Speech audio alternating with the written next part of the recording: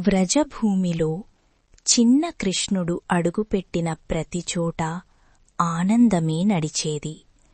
చిన్న చేతులతో వెన్నెల రంగు వెన్న దొంగలిస్తూ యశోదమ్మ మనసును కూడా దోచుకున్నాడు. కాని ఈ లీల వెనుక ఒక దివ్య సందేశముంది. భక్తితో పిలిచిన హృదయానికి భగవంతుడు తప్పకుండా ప్రత్యక్షమవుతాడు. వెన్న దొంగలించిన కృష్ణుడు మన అహంకారాన్ని దోచేందుకు వచ్చాడు.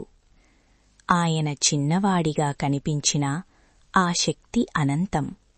అందుకే వ్రజభూమి మాత్రమే కాదు, ఈ లోకమంతా ఇప్పటికీ కృష్ణనామంతో మ్రోగుతోంది. కృష్ణం వందే జగద్గురుం. వ్రజభూమిలో ఆనందం నిండిన రోజులే, కాని అంధకారం కూడా అక్కడికి చేరింది. కంసుడి ఆజ్ఞతో పూతన ఒక అందమైన స్త్రీ రూపంలో వ్రజభూమిలో అడుగుపెట్టింది.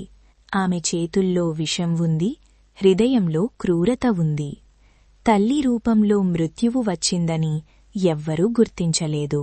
కాని చిన్న కృష్ణుడు చూసిన క్షణంలోనే సత్యాన్ని తెలుసుకున్నాడు.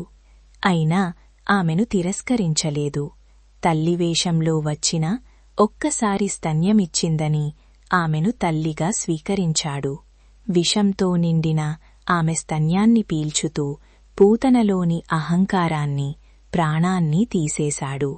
ఆ క్షణంలో పూతన రాక్షసి రూపంలో భూమిపై కూలిపోయింది. కాని కృష్ణకృపతో ఆమెకు మోక్షం లభించింది. ఈ లీల మనకు చెప్పేది ఒకటే: ద్వేషంతో వచ్చిన వాడికైనా భగవంతుడు కృపనే ఇస్తాడు. అందుకే కృష్ణుడు కేవలం రాక్షస సంహారకుడు కాదు, కరుణాసాగరుడు. కృష్ణం వందే జగద్గురుం.